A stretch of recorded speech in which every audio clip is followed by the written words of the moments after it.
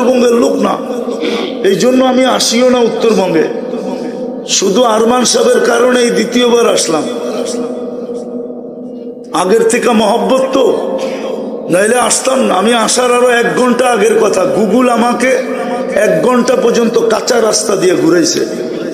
একটু যাই, রাস্তা শেষ, আবার ঘুরি, আবার এক জায়গায় ঢুকি, রাস্তা শেষ। যেইখান দিয়ে আসছি ওইখান দিয়ে মনে হয় না কেউ আসে। গুগল আমাকে 1 ঘন্টা পর্যন্ত ঘুরাইছে শুধু কাঁচা রাস্তায়। একবার রাস্তা নাই, আবার রাস্তা আসে, আবার কাঁচা। এই ঘুরতে ঘুরতে ঘুরতে ঘুরতে পড়ছি। আজকে তো কানেই ধরে ফেলছি, জান না। কিন্তু ওনার মহব্বতেই দ্বিতীয়বার আসলাম। এই জন্য আপনাদের কাছে দরখাস্ত, পারবেন 2 বেলা তওবা করতে?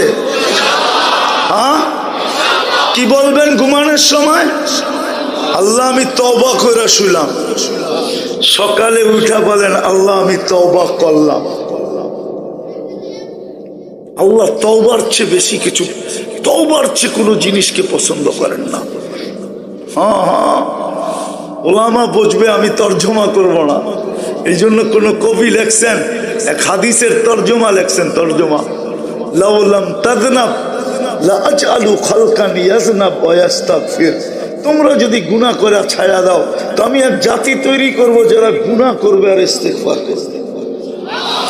তো কবি লিখছে, কবর में जाने के बाद फरिश्ता पूछेंगे गुनाह क्यों ना किया, क्या अल्लाह गफूरुर रहीम नहीं था?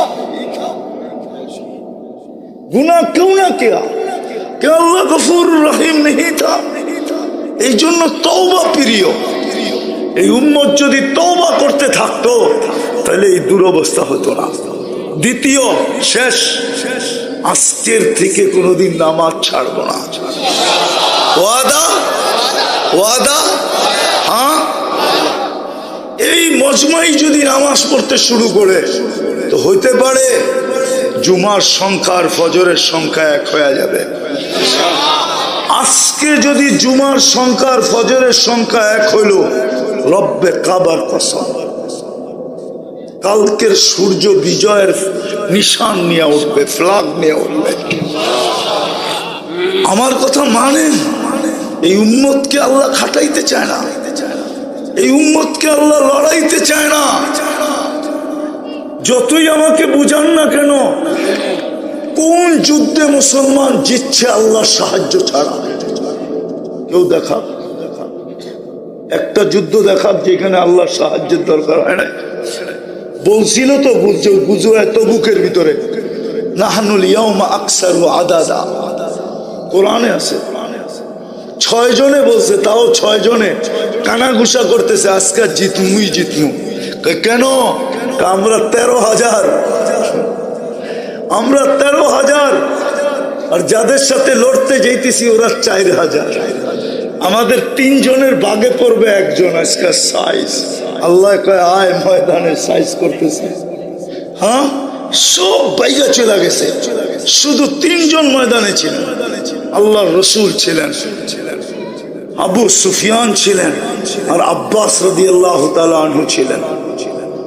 আল্লাহর রসুল ওই দিনই চিৎকার দিয়ে বলছিলেন, আনা নবিয়্যু লা কাযিব আনা ইবনু আব্দুল মুত্তালিব। ইয়া আব্বাস, চিৎকার দিয়া বলো, ইয়ালাল আনসার, আনসার তোমরা কোথায় গেলা? ইয়ালাল মুহাজিরিন, মুহাজির তোমরা কোথায় গেলা? কাররিলু, জলদি ফিরো। এক হুঙ্কারে সব ফিরছে, মনে মনে তওবা হয়ে গেছে, আল্লাহ চিতায় দিছে। কোন যুদ্ধে মুসলমান জিতছে আল্লাহ সাহায্য ছাড়া? একটা যুদ্ধ আমাকে দেখাক কেউ। আমি তো ওই কিলা দেখা আসছি যেটা খালেদ রাদিয়াল্লাহু তাআলা আনহু একা স্বাধীন করছেন। রুমের ওই কিলা আমি 2008-এ দেখা আসছি। এখনো টুপি পড়া যাবে দেওয়ালের উপর দেখতে গেলে। আমি তো পুরো পায়ে হাইটা দেখতে পারি নাই, হাঁটতে হাঁটতে পাও ব্যথা হয়ে গেছে, পরে গাড়ি নিয়ে ঘুরে দেখছি। একা স্বাধীন করছেন, আমার আকলে ধরে নাই যে উনি কি করে করলেন একা স্বাধীন। কেন উনি বলতেনই মাইয়া রব্বি লাইসা মাহুম রব্বা, আমার সাথে আল্লাহ আছে, এদের সাথে আল্লাহ নাই। এমনি বলতেনই আমার সামনে যেগুলো আছে কুল্লুহুম মাইয়িতুন ওয়া আনা হাই, এটি সব মুর্দা, আমি জিন্দা। বলছে খালেদ এরকম দৃঢ়ভাবে বলো কি করে? তো তুমি কি আল্লাহ রসুলের কথা শুনো না? আল্লাযী ইয়াযকুর হাই ওয়াল্লাযী লা ইয়াযকুর মাই, ওটি তো মুর্দা, আমি জিন্দা। ওই কিলা তো আমি চোখে দেখে আসছি। আসেন, এই জন্য মসজিদ যেদিন পড়বে ওই দিনই আমাদের বিজয়ের পালা শুরু হবে। এই জন্য আসেন মসজিদ পড়ি। সর্বশেষ একটা কথা, আপনাদের মনে কি ফিলিস্তিনের জন্য ব্যথা আছে? আছে? প্রমাণ কি? সব জিনিসে তো প্রমাণ লাগে। প্রমাণ কি? ও মিটিং করছেন, মিছিল করছেন, এটাই প্রমাণ? না, কোনো প্রমাণ? প্রমাণ বলেন কি?